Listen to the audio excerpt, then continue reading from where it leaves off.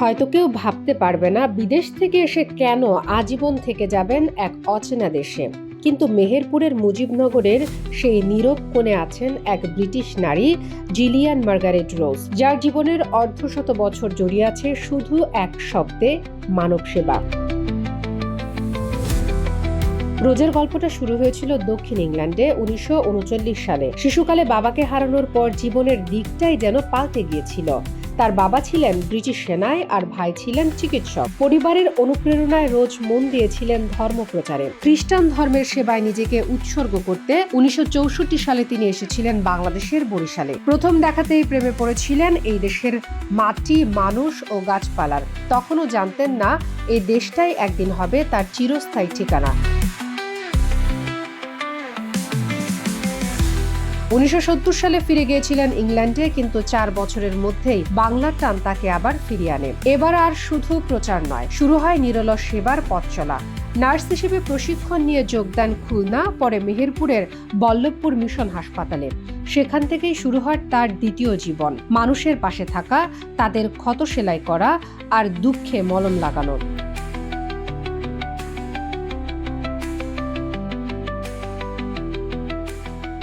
রোজ খুব সংযত, প্রয়োজন ছাড়া কথা বলেন না, কিন্তু তার হাতের কোমল স্পর্শেই রোগীরা পায় স্বস্তি। তার যত্নে হাসপাতাল হয়ে ওঠে এক বিশাল আশ্রয়স্থল। বছরের পর বছর এখানে থেকেছেন, শিখছেন বাংলাও, এতটাই ঘনিষ্ঠ হয়েছেন এদেশের সঙ্গে যে এখন তার পোশাক, কথা, হাসিতেও ফুটে ওঠে একজন প্রকৃত বাঙালির ছোঁয়া।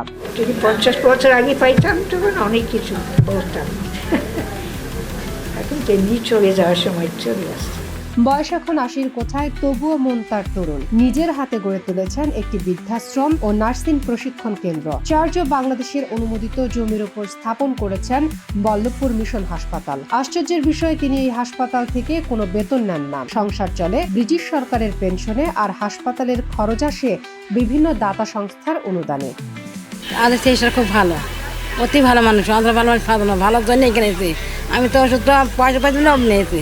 আমরা ছোটোই থেকে দেখছি উনি চিকিৎসা দেয়, খুবই ভালো আর খুবই ব্যবহারটা সুন্দর। রোজের একটাই ইচ্ছে, এই মাটিতেই যেন হয় তার শেষ নিঃশ্বাস। বাংলাদেশের নাগরিকত্ব চেয়েছেন বহুবার, ব্যর্থ হয়েছেন বারবার। আমাদের বাংলাদেশের জন্য ওনার জীবনটা উৎসর্গ করে দিয়েছে, তার কারণ উনি বাংলাদেশিদের পছন্দ করেন আর উনি বাংলাদেশেও থাকতে চায়, কিন্তু ওনাকে নাগরিকত্ব দেওয়া হয় না।